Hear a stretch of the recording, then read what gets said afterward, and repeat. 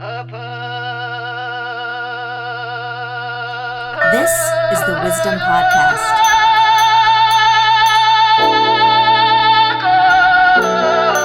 Welcome to the Wisdom Podcast. My name is Daniel Aiken, and this week we have Khenchen Konchog Gyaltshen Rinpoche joining us.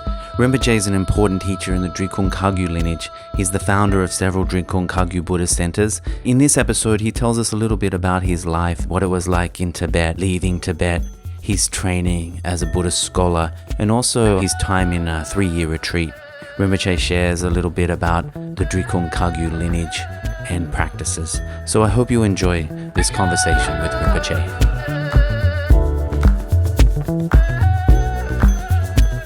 I wanted to start with, you were born in Tibet. That's right. So if you could tell us a little bit about, the place you were born and the story about your time in Tibet and then leaving Tibet, and this, maybe we can start there if that's okay.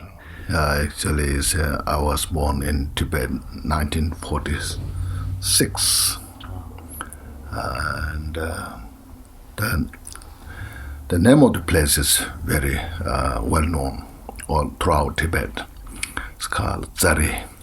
It's a very holy mountain. It's a abbot of the Chakrasamvara, the famous deity, the mountain. So every year many pilgrimage go around. Then especially every Mangi year, once in 12, so many thousands of Tibetans go around base the mountain. It's that kind of place I was born. But since I was young, so I don't have so much. I didn't go to those holy places. Only few, So the time when I was born was completely untouched by the modern technologies. There were no any, say, radio or watches, or of course, no cars, no newspaper, nothing. So I was born in such kind of place, very primitive life, basically, And since it was a very small village, also we don't have a school either. So look after the animals, collective firewoods, So it's such kind of place. But at the same time, people are not educated, but their mind is so religious. Their whole discussions about karma and devotion, faith, also all about those things. So then, 1959, when communist Chinese came over throughout Tibet, so without exception, and came to our small village. And then, that time, a lot of Tibetans going to India, because His Holiness Dalai Lama left. So, even though since our village is very small, nothing's any politicians. There was no any people have no idea politics, anything. But because of His Holiness Dalai Lama left, so people there are some awareness. So we have to leave, So we left after 1 year, which is 1960. So were you 14 or something? Like 13. So do you remember leaving? I remember a little bit. Wow. Yes, our place is very border to India. First few days is difficult because they all this military. But then after you cross that, since it is very border to India, it's easy, not as difficult as other Tibetans. Even the roads were difficult because there was no really official road. So you have to just judge and then just go. And then who was in your our family? Family. How many people? We have my family has say seven members of the family. Yeah. And then we have another one. So there are maybe 4 or 5 so people About 10 of you. And then how many days did it take you? Since this distance is very close by, but since there was no real road, we were just going in the forest, up and down, and you don't know where you are approaching, just guessing, So it took over 20 days. So were you worried about the future then? What were you thinking as a 13-year-old? No, I have no idea. Innocent, Innocent. Then we took, I think, about 2 years in the border, staying there in the border for some time. Why is that? Because our family has very small children. And then I think we heard the news is go down. Then it was in the summer, so it's hot, difficult. So I think my mother was she was wise, she knows how to do, I guess, So during the summer we stayed at the border. Then in the fall we walked. Again, there's no road for vehicles, So short distance. It took days, and then came to, actually she's arrived in India, then there's we came to a airport, not airport for people, for airport for what you call throwing the food for the military, That group of people, they put us in that aeroplane. So it took maybe like half an hour, 1 hour. It's just very short. So the first time you were flying? Yes. So she started from there,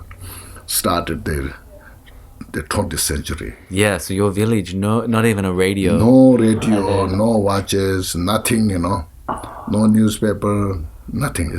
Then from, I think, like according to Tibet, from 7th century, jumped to the 20th century. That must have been quite shocking or amazing. It's amazing, I think it's just a little bit confused. So where did you land? Then in East India, it's Dibrukar, so we stayed a few days like that. Then from there we arrived close to Dibrukar. Those Tibetans who went before, so they settled there. And I heard in the summer, because it's so hot, many people die.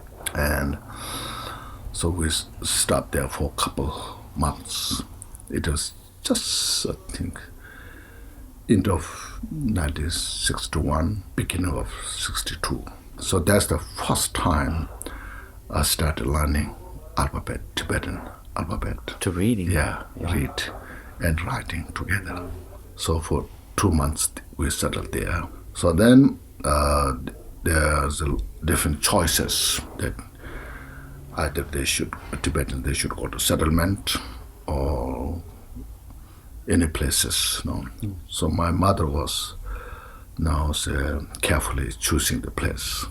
So she just briefly spoke.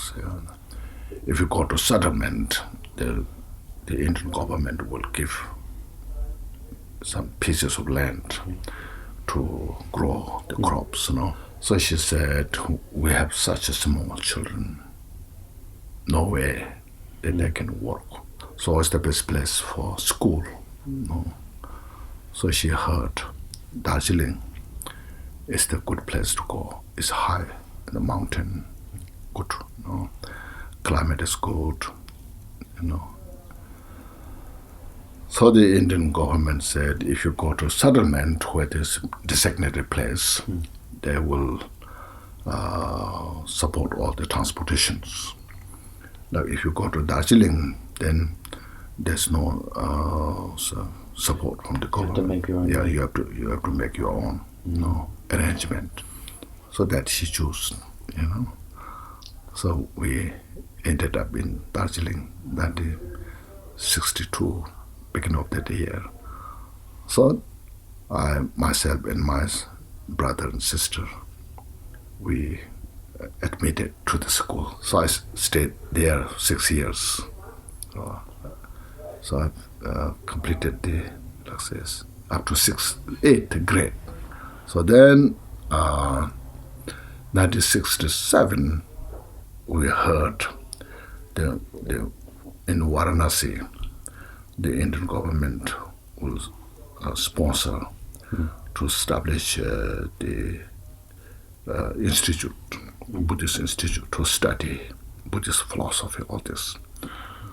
So I was very interested to participate there. So I got a good opportunity. To 1967 in October, I remember. Then from this school, I went to Varanasi. So that was the first batch. Before that, the institute does not exist. That time it's called Tibetan Higher Buddhist Study. Now it become university. So there I studied for 9 years. So that was my major Buddhist philosophy or study there. What made your decision to go to Varanasi? So you've done quite well at school. Then you have different options, or option is there. Actually, the principal of the Darjeeling school, he was very much interested to continue myself at the school. But since I was monk already in the school, so I thought this Varanasi is the good choice for Buddhist philosophy study. The principal said I should continue stay at the school, finish all the high school, and then he suggested I can join to Varanasi, the Buddhist college. So I was thinking, then it would be like another 4 years. So if I go now, so during these 4 years, I will get good opportunity to study. After 4 years, if I go to Varanasi, I have to start right from the beginning, So I thought this is little, more difficult. So I made that decision. Then I joined. And then, so you were the first batch through Varanasi. In our class, we the first year we had 51 students, monks. After 9 years, there were only 14. So it was quite tough then. Why do you think? Yeah, there's some said they have some got sick, so they couldn't continue. Sometimes some others, the family crisis, they have to go to leave to help their family. So there are many different like that. So you spent 9 years studying Buddhist philosophy? Yeah. Did you studied English there? That's a Buddhist philosophy, Buddhist,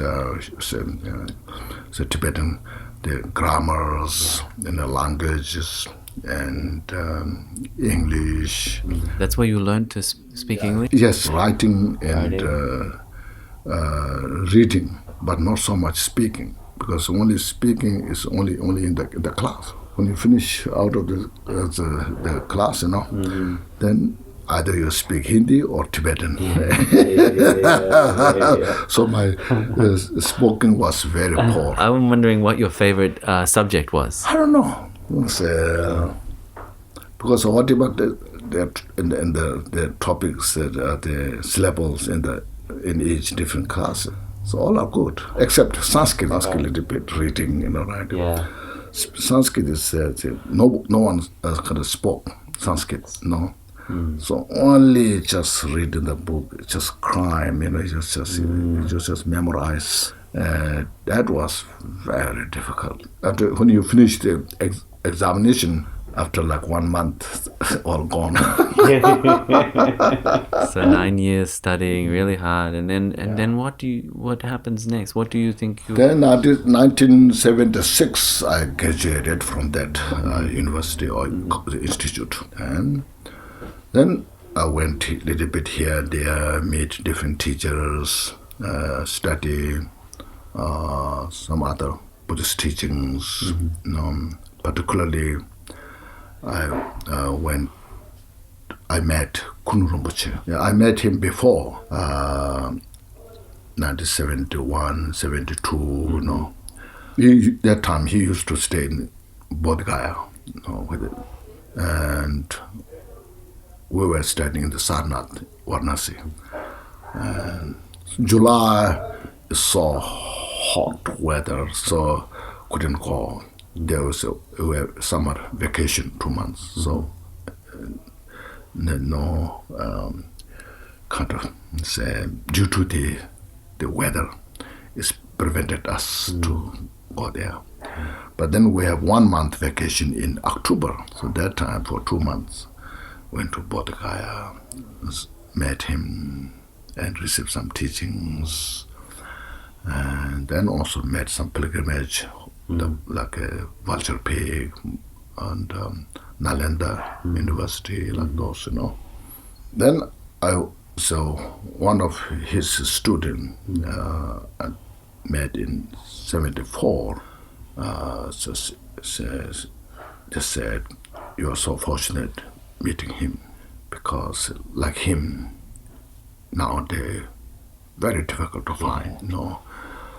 His scholarship in the Buddhist philosophy and all the different types of languages, knowledges, she said, no. And then also his practice. Said he lives very simple life, but in his realization and the scholarship, nobody can match. So it suggested me, whenever you can, try to see him, receive teachings. So that helped me so much. So then I said near end of 76, he moved to Manali. So I went to see him. It was something like a beginning of September. So I met him and received some teachings, but there was no officially special teaching. But then soon after that, he was invited to Lahore, not Pakistan, Lahore. There's a Lahore Spiti, India, you know, very close to Manali or just behind Manali. So I heard that he was teaching Jewel Ornament of Liberation. So just immediately, and I, myself and one monk, we went to see him.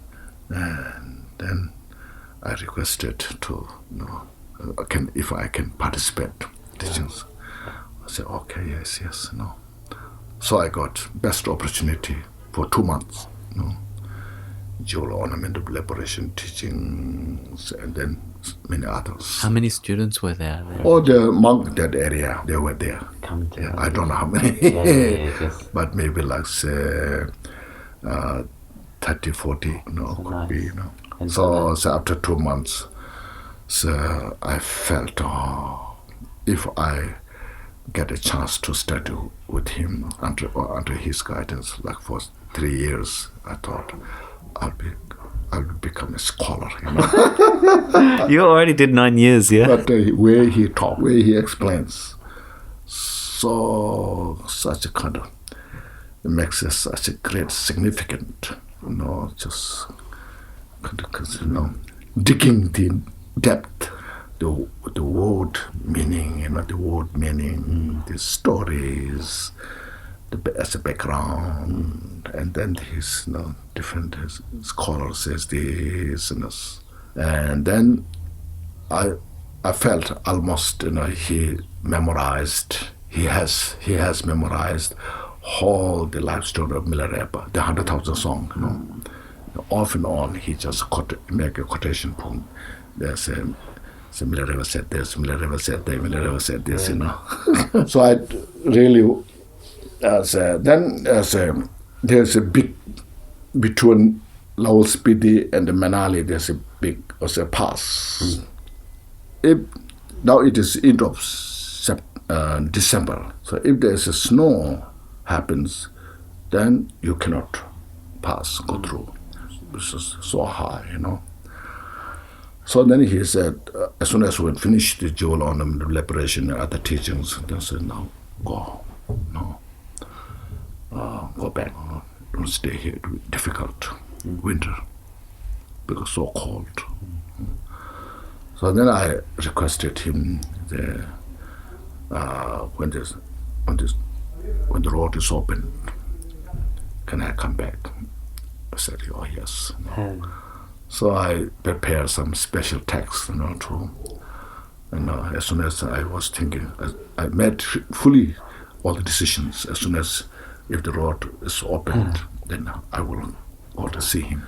But then he passed away. His life was so simple, and he just that is how important Buddha's teaching is, But then I was thinking, now what should I do after he's passed away? Then there was a great teacher, it's a retreatant master. He was coming from Tibet. He was teaching those teachings in Ladakh. So he completed 1 3-year retreat practices. So he started second. So then, it was 1978, and I went to see him. So there I started those 3-year retreat. And what was the motivation behind doing a 3-year retreat? That was just during my study in Varanasi, where in the Kagyu section. I was in the Kagyu section. So because so what's like Milarepa's life, you read life stories of those earlier great masters. Yeah. So I was very inspired and motivated, whether or not I realized those teachings, but I must get some opportunity. Then Rinpoche, what is the area like that you did 3-year retreat? What were the conditions like? The condition was very, very poor, very primitive. There was no any arrangement. You have to arrange everything, the food, place. And then the Ladakh I did was in Lamayuru. Their call is the moonland.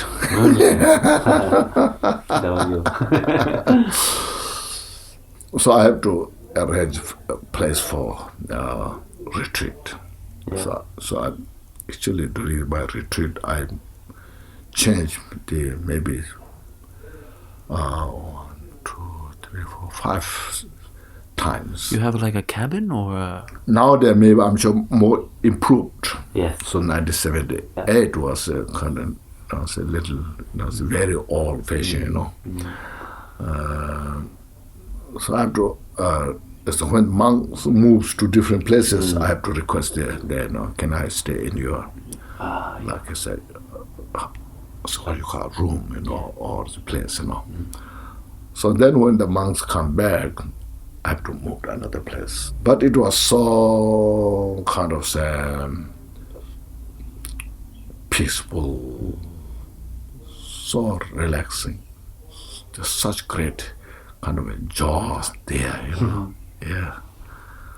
So then, and my estimation, my retreat master was a little strict. Like say, we start with the refuge practice, and until you completed refuge recitation practice, he won't give you the next. When you finish all the refuge practices, then he will start the Vajrasattva, give the initiation instruction. So like that, step by step.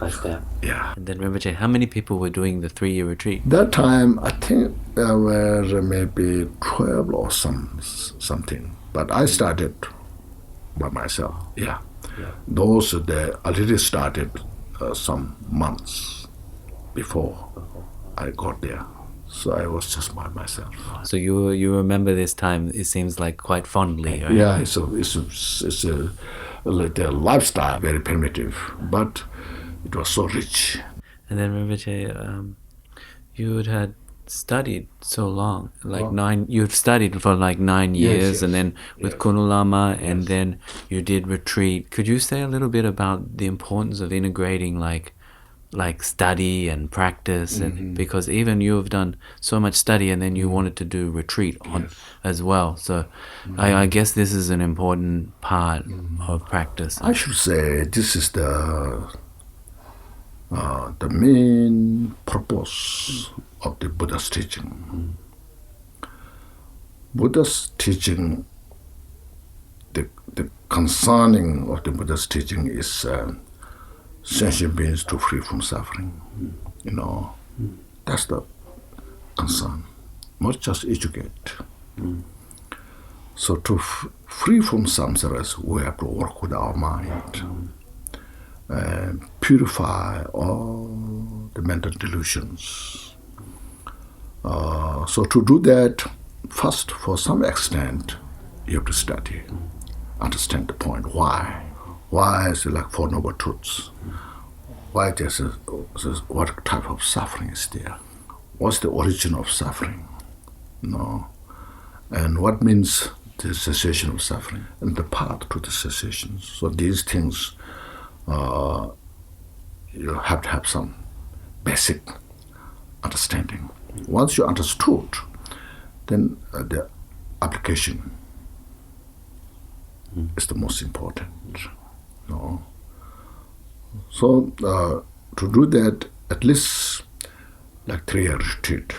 3-year retreat, of course, there are some individuals, it's possible to get great realizations, but most of us are difficult. Yet, you get good experience. Those are like finishing the college. So then you continue from that, your practice. Never give up.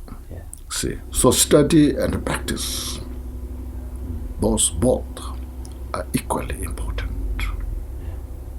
Sometimes we have a lot of emphasis on the study, understanding, and little emphasis on the practice.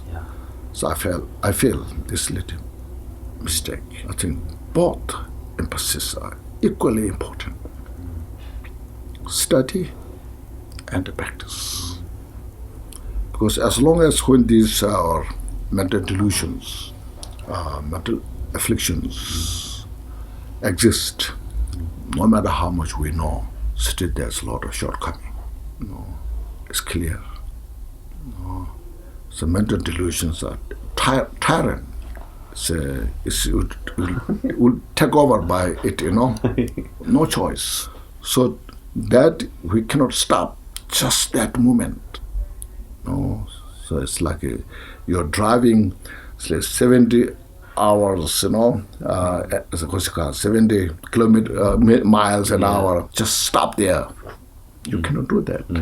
It will break. Everything will go to pieces. So you have to stop slowly. So like that, mental delusions. We are so habituated that through many lifetimes. So it takes time to deconstruct that. So that, you see, without practice, it's very difficult. So Rinpoche, you said that sometimes with practice you can get experience. You might not get realizations. Rinpoche, could you talk a little bit about the difference between experience and realization? Realizations here in this point is seeing the true nature of it as it is. We call unfabricated, uncontrived nature. Experience, you see, yes, you get some rest and you get some glimpse of this. That makes sense. Not just to the intellectual, the inner, inside, So Rinpoche, then you did a 3-year retreat. Then after the 3-year retreat, where did you want to do more retreat, or you think this is time, or what were you thinking? Actually, yes, I really wanted to continue retreat. No, I was thinking now where. Then my retreat master has passed away. So then I was thinking, now where should I go? My first choice is continue the retreat meditation. Now where should I go? That time, in Drikung Monastery, where my retreat master is coming from. So we heard, before he passed away, we heard one of his Vajra brother, Dharma brother, was alive. And as soon as he heard of his name, he was totally kind of delighted. So he said, this my Vajra brother is excellent human being.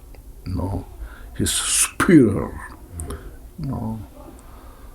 And so because he said that, I was really kind of so much.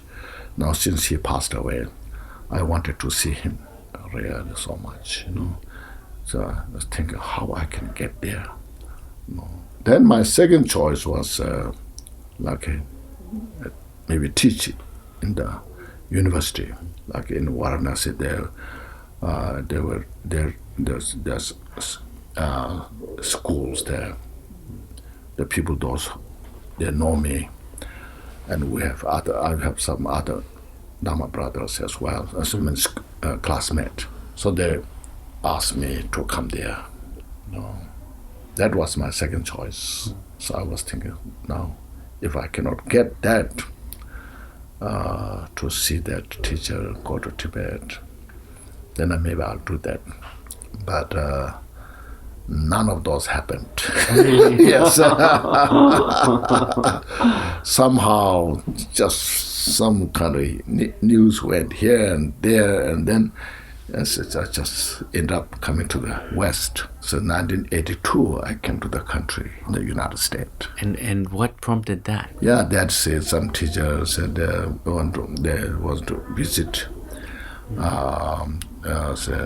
to United States, and then the organizer, they're talking who should come what, and then they mentioned my name, so he should be ideal to come, Rinpoche, you mentioned Drikung Til, and so I was hoping you could tell us a little bit about the Drikung lineage so that people can get a bit of understanding of, because that's the head monastery of Drikung lineage, yeah? First of all, we know, we should say Gampopa. Gampopa, he first studied with all the Kadamba teachers from Atisha. At that time, all the great masters that exist in the Kadamba school, he studied with lineage from Nagarjuna, lineage from Asanka, and he was well versed of all those study. And then already became famous at that time. Also, he was also doing meditation. He could meditate the whole day with one breath. So during that time, he heard of Milarepa's name. So as soon as he heard of Milarepa's name, his mind was forced, without control, that I must see that teacher. So he made a journey from central Tibet to the western Tibet. Took about, I think, a month, carrying his all food provision on his back. They made journey. And then he met Milarepa. And Milarepa also knew totally, so coming of Gampopa. Yeah, because at that time, Milarepa was getting old. So some of his senior monks, students ask, now you are getting old, so we need someone who continues your teaching. So better kind of pick up that individual, then we can enthrone that, so you can give all the rest of teachings that. So Milarepa said, oh yes, it's coming from central Tibet, So as soon as Gampopa came, said, this is him, Milarepa gave all those Vajrayana teachings, which Marpa brought from India, including the Mahamudra, 6 years Naropas, so forth. And then Gampopa, during the daytime, he was receiving teachings from Milarepa. At night time, he practiced and highly accomplished during that Milarepas. So when he was staying with the Milarepa, he got the vision of like Buddha, Nirmanakaya, the 1,000 Buddha, including Shakyamuni Buddha, and then Bodhgaya Buddha. So then Milarepa gave complete teachings to him. Said, now you have accomplished practice of Nirmanakaya, Sambhogaya. Now you don't need to stay here. So go back to central Tibet, but continue your practice meditation, and until you see the Dharmakaya. So then Milarepa, according Gampopa left according to Milarepa's instruction. So he practiced for 6 years. So finally, then he totally realized the Vajradhara Dharmakaya. So then, as Milarepa instructed him, Gampopa went to Dalakampu, the place where his monastery is. So Milarepa directly described about the mountain.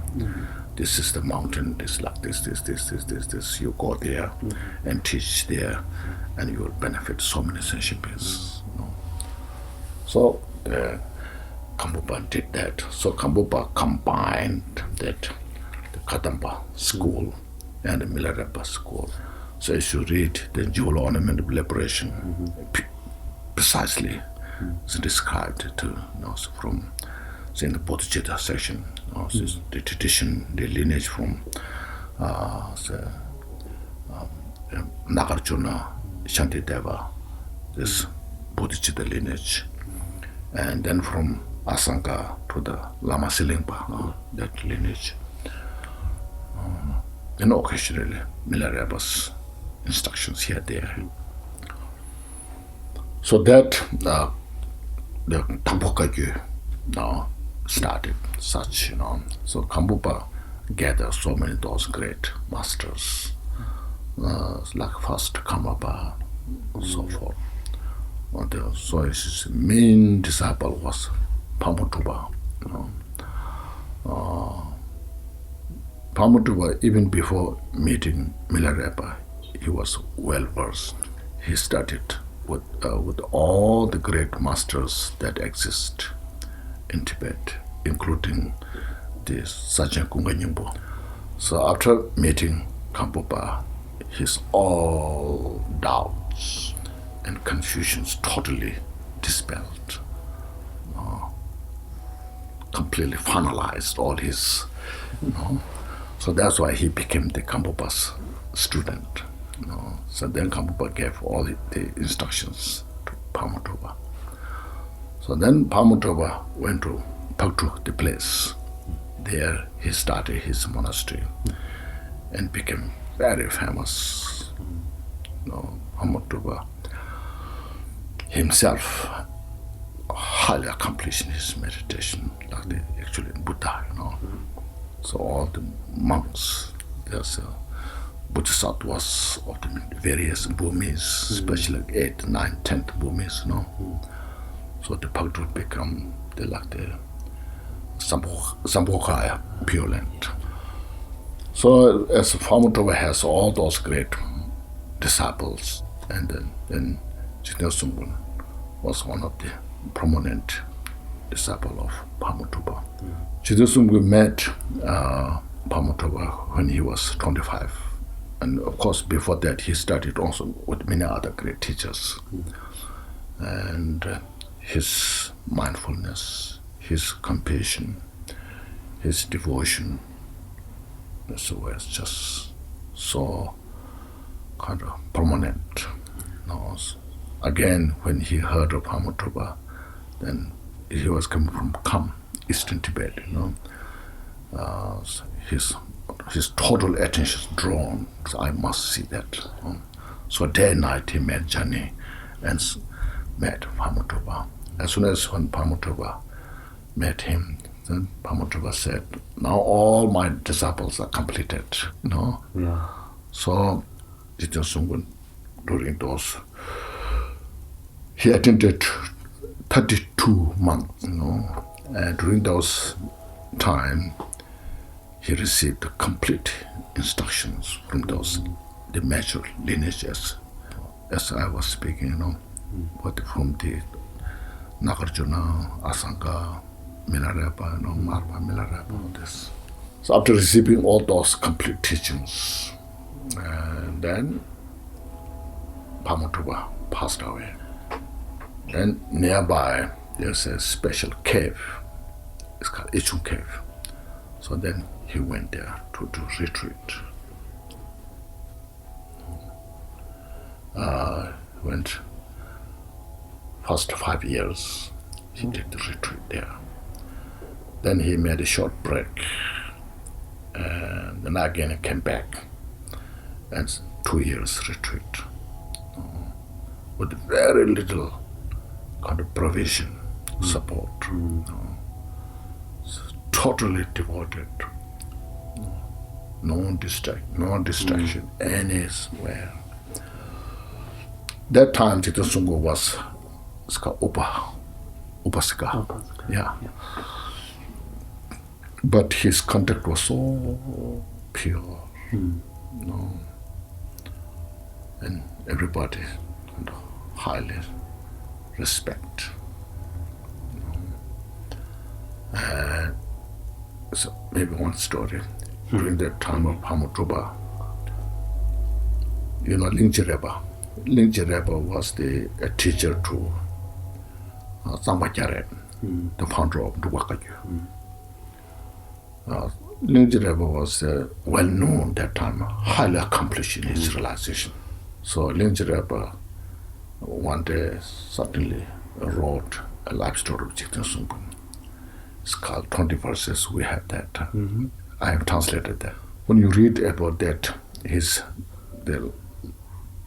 what Lingje Reba composed, see, he wrote from the point of view of Buddhahood, totally, So Jiten Sungun was at that time, well kind of accomplished. Still he continued his retreat, And so after 7 years in the retreat, and during the retreat he got sick, leprosy sick. Then he said, I'm a disciple of such great teachers, and I also kind of in his community known as exceptional disciple, but getting this kind of sickness, it is kind of little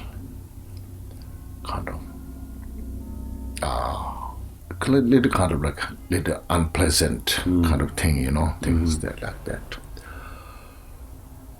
But then after that, he got a little bit, distress. What should I do, like that kind of.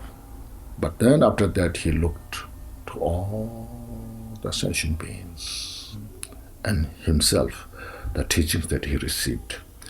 So he said, if I die now, no doubt I can go to the Pure Land.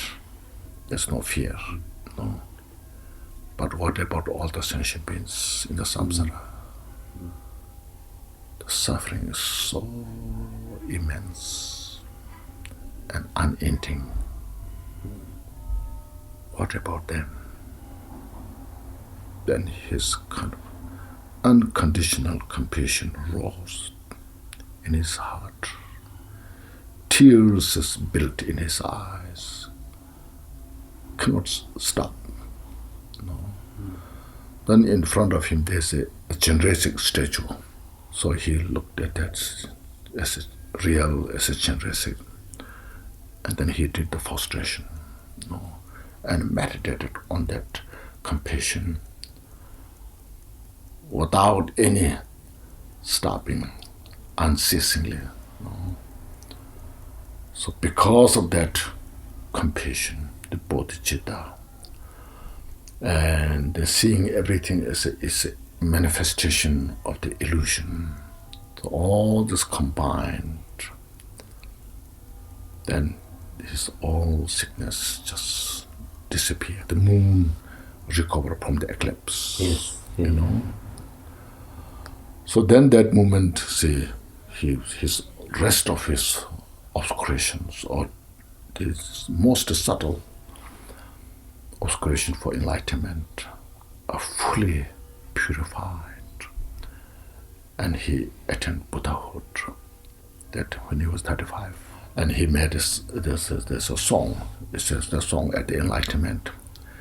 That within a few days, he said, "I purify all the rest of my obscurations. Now I realize the nature of the interdependence." So there's outer interdependence, inner interdependence, secret interdependence, ultimate interdependence, all this. I revealed the treasure of the Vajrayana or Tantra teachings. I said, I transcend the gap between the meditation or post-meditation. Means he fully perfected the meditation, nothing but only in the meditative state. So this is when you look at the 18 unmixed Buddhist quality, there's one. No. So there's always in the meditative state. Yeah. Just the gap is completely transcended. No. So that's how he started his life. There. Then first he went back to Pamutuba, the Paktu place. Stayed a while there. Then Pamutuba told him he should go to that Drikung area. So then when he was 37, he went to Drikung. And where the Drikung Til monastery, there he started his activities. And then on the way, when he was walking, he saw a vulture in the sky flying. And he said something, and the vulture directly landed on the ground and giving the instruction how to meditate. So that word of mouth went all over Tibet. So they everywhere from far, from east, from Tibet, and to the north, so to Nepal, India.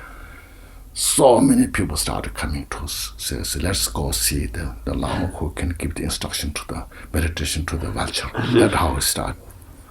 So for 40 years, he gave the teachings. He died, he passed away when he was 75. So thousands of disciples gathered, not only human beings, nagas, all that.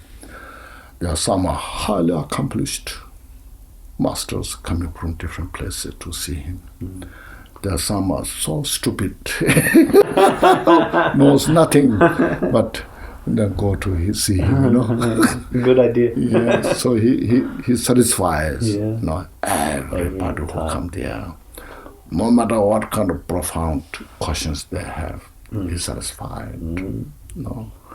So that's how the Drikung Kagyu lineage started. So he's gathered. There's so many. One time, he sent his disciples to Mount Kailash, Lapchi mountain, and Zari, So he sent 3 times. Third time, he sent 55,000 each to those monasteries, holy mountains. Still just students, just gathering, So he told all these disciples, first he gave all the complete instructions. Now you go to those places and meditate. That's the the real point of where Buddha taught teachings. We have to be free from samsara. No. So he really revealed how Buddha taught the teachings. The way Buddha taught is this. No. It's not just religion. It's Buddha's teaching, it's the reality, nature. What is suffering and what is cause of suffering? What means this, what you see, what you hear, all this, and what's their nature, the relative nature of these things, the absolute nature of these things, how they're in the way, how they're inseparable nature, So many different layers that he taught. Then, everybody in the world, in the samsara, desire for peace and happiness. There's no one, even the ruthless person or individuals, they desire for peace and happiness. They desire to free from suffering. So why that? It's because of Buddha nature. Everybody even small insects, endow the Buddha nature. What means Buddha nature? Buddha nature means the absolute Buddha's quality. That itself is free from all the delusions. And that nature is total, undefiled peace and happiness. Because of that which is endowed with everybody, because of that force, we desire for peace and happiness. But because of our confusion, delusion in the samsara, we don't perceive it directly. But we do have that primary cause. So that's why I say we need to study, practice Buddha's teaching to see that, to reveal that. That's why I say renounce samsara means samsara is not the ideal place to live. No. You make every effort in your whole life. You work hard. But at the end of the day, you are not satisfied. No, because there's this, in the delusory nature, in the confusion state, all things just falling apart because it is artificial. It's contrived, imputed. So that's how he taught. So all disciples are so convinced the way he taught, and they're totally dedicated. So many of those, hundreds of thousands of those, have no record. They go there in the mountain and they die there. So that continued now up until now. I'm sure you have heard of famous teachings called Kongjik. It's very tough. Some terminologies are difficult. Yeah. First of all, the Kongjik itself is very difficult to translate. Some scholars translate single intent, but that literally is right. But from the meaning point of view, it's very narrow. So single intent is something very single intent, Some write, some translators say, single viewpoint of single, so single viewpoint or something. Single viewpoint, yeah, something like that. They translate. Actually, Kongjik is like I should say, complete Dhammakaya nature. It's like a complete. So Buddha's, the total Buddha's nature, Kongpa is usually is like thought, intention instead. But the understanding is, should say, whole nature of the Panjana Paramita. both relative and absolute. So there's I find difficult to say one word. Now we say Drikung, also Jigten Sung's teaching, and actually it's a Buddha's teaching. Where Buddha taught, how Buddha taught, that fully kind of say intact, as explained by Jigten Sung. So when you in the in the text we have called Vajra statement. There are 150 or total about 200 Vajra statement. No. Each of them said, Jigten Sung said, first we have to relate to the Buddha's word. So Buddha said this, not just your invention, because there's no any wiser than Buddha. Second, then from the lineage masters, like Nagarjuna, Asanga, and your root masters.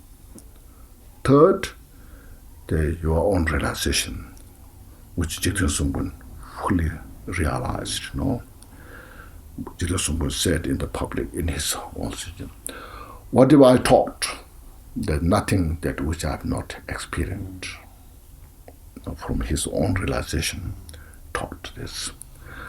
Fourth, there's a kind of like a story related. So that time this has happened, this time that it happened, So these four, what you call, legitimate kind of proof. So it's need that. I usually say, of course, yes, it's said by Jigten Sung, but it's what Buddha taught, how Buddha taught. Yeah. So from this point of view, I say Buddha's teaching, Buddha Dharma, is not a religion. No, it's the reality, nature.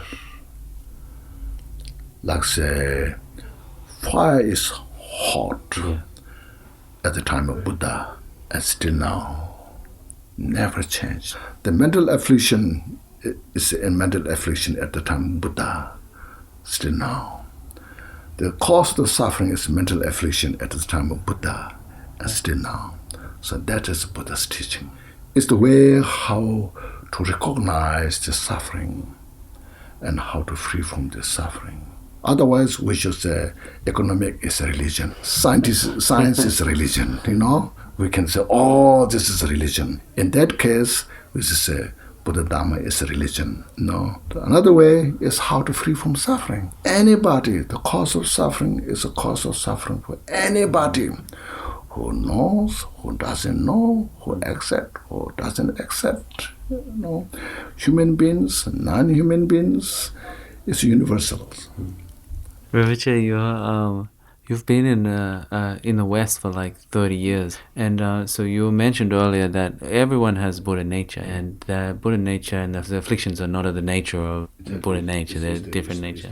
And so we heard also stories about these in Tibet, these great yogis and Jigten Sungum, and I was wondering, but what advice for people who live in the West? And we have Buddha nature, but we also have many afflictions as well. Even Buddhist country, we have a lot of afflictions. So Buddha's teaching is first of all wisdom and compassion. Wisdom means to know all the details of the causalities. As well as the nature of the emptiness.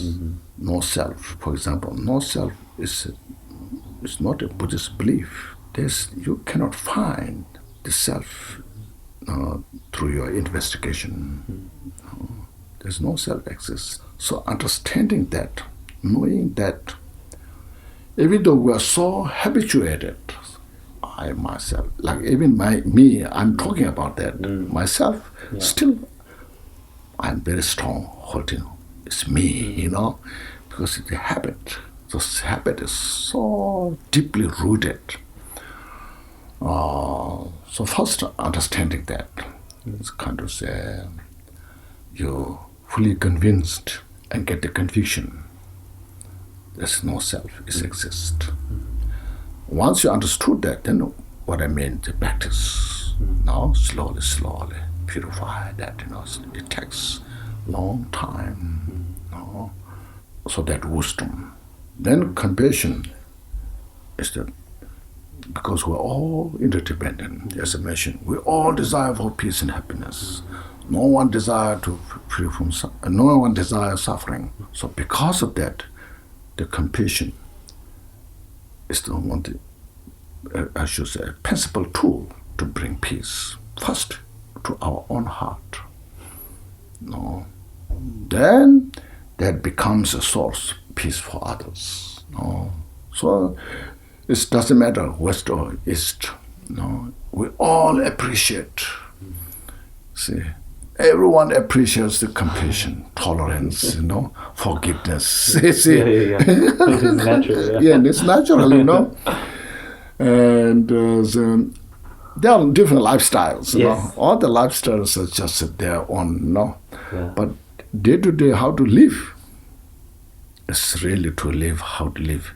So if someone has more compassion, if someone has more tolerance, kind of the mind is more kind of spacious mind, there's a peace, and everyone appreciates. Even the dog appreciates, When there's anger, hatred, say attachment, all these negative emotions there's a tense, there's a kind of, it's called conflict, So just everywhere same. You've been so generous with your time, Rinpoche. Thank you for sharing your wisdom with all of us. Thank you so much. Thank you so much, yes. So I hope you enjoyed the conversation with Rinpoche. For our next episode, I'm delighted to announce that Sharon Salzberg will be joining us. Sharon is, of course, a best-selling author, a popular teacher of Buddhist meditation, and also the co-founder of the Insight Meditation Society at Barrie. I did encounter Buddhism at college. I took an Asian philosophy course when I was a sophomore, and honestly, as far as I can remember looking back, it was kind of happenstance. There was a philosophy requirement, so I had to take a philosophy course. And I looked at my schedule and I thought, oh, that fits, it's Tuesday, good. And so I took it, and so of course the course completely changed my life. It was there I first heard about Buddhism. I heard, first of all, the Buddha is very open declaration that suffering was a part of life, and I'd had, like many people do, very difficult childhood, and like for many people, mine was a family system where this was never ever really spoken about, and so I didn't know what to do with all of those feelings within me, and I felt very isolated.